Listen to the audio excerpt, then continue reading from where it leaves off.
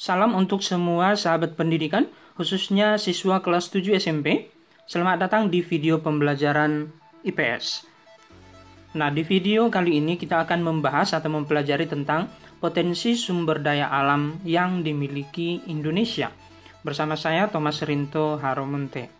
Nah, sebelum kita memasuki materinya, terlebih dahulu saya menyampaikan tujuan atau target yang ingin kita capai selama mempelajari materi di video pembelajaran ini, yaitu diharapkan siswa mampu menjelaskan potensi sumber daya alam Indonesia dan potensi sumber daya hutan yang dimiliki Indonesia. Baik, kita langsung ke materinya, yaitu potensi sumber daya alam di Indonesia.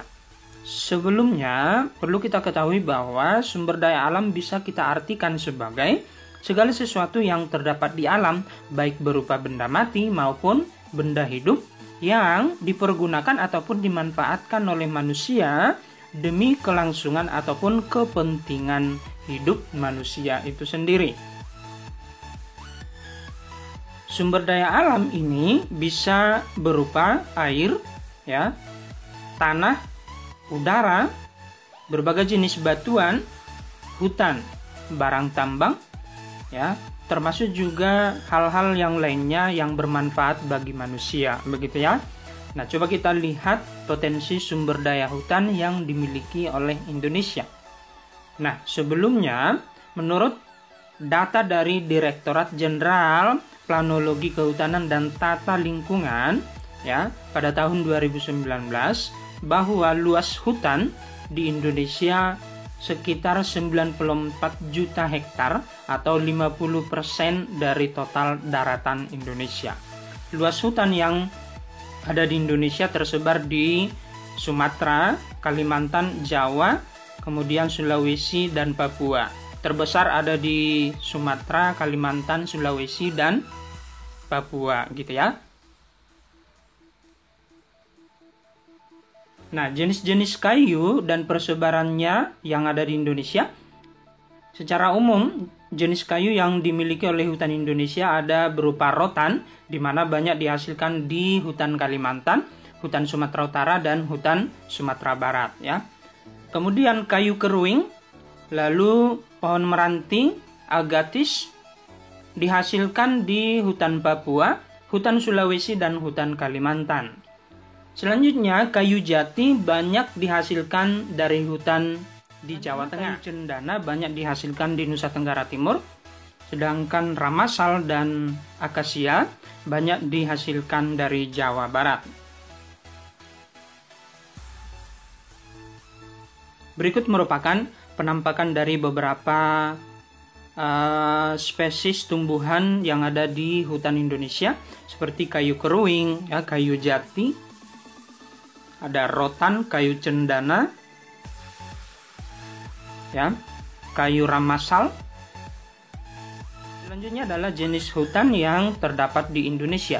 Secara umum, hutan di Indonesia dapat kita kelompokkan menjadi 3, yaitu hutan hujan tropis, hutan musim, dan hutan sabana.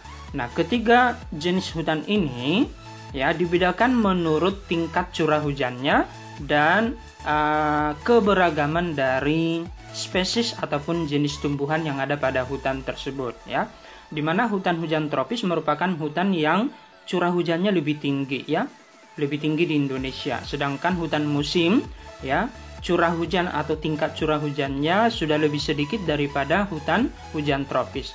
Sedangkan hutan sabana ini yang paling sedikit curah hujannya di Indonesia, Kita bahas satu persatu.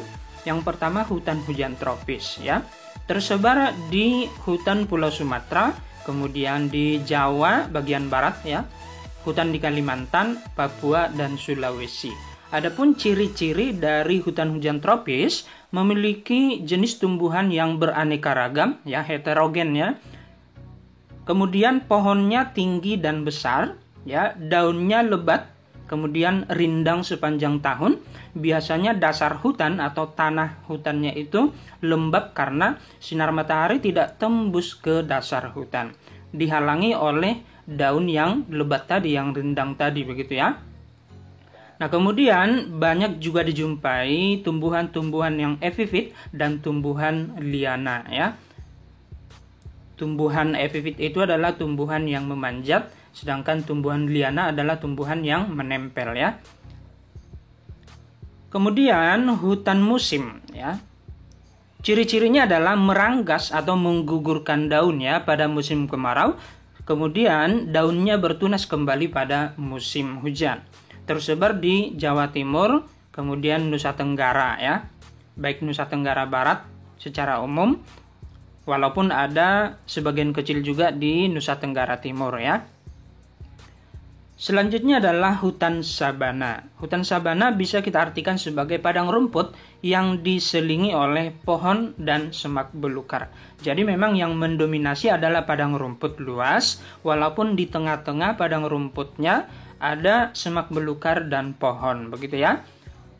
Sabana ini bisa kita jumpai di Nusa Tenggara Barat dan Nusa Tenggara Timur.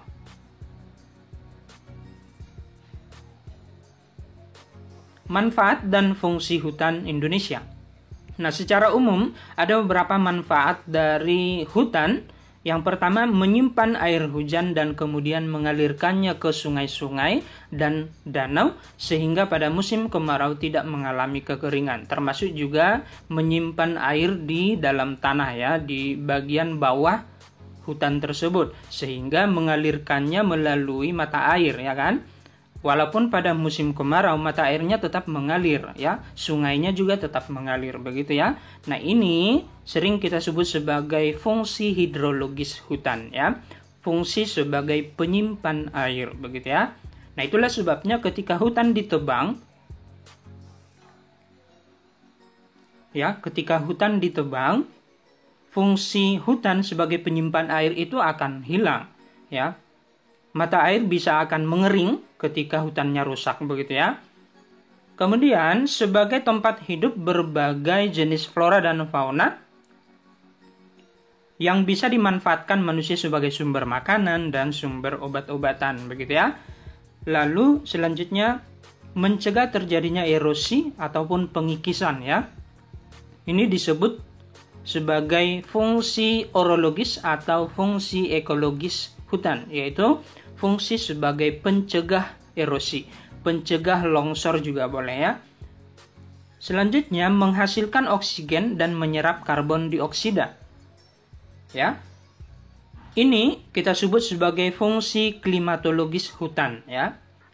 Yaitu fungsi sebagai penyerap karbon dioksida dan penghasil oksigen. Lalu selanjutnya adalah sumber kehidupan bagi masyarakat, khususnya masyarakat sekitar hutan, dari produk yang dihasilkannya seperti kayu, rotan, madu juga termasuk ya.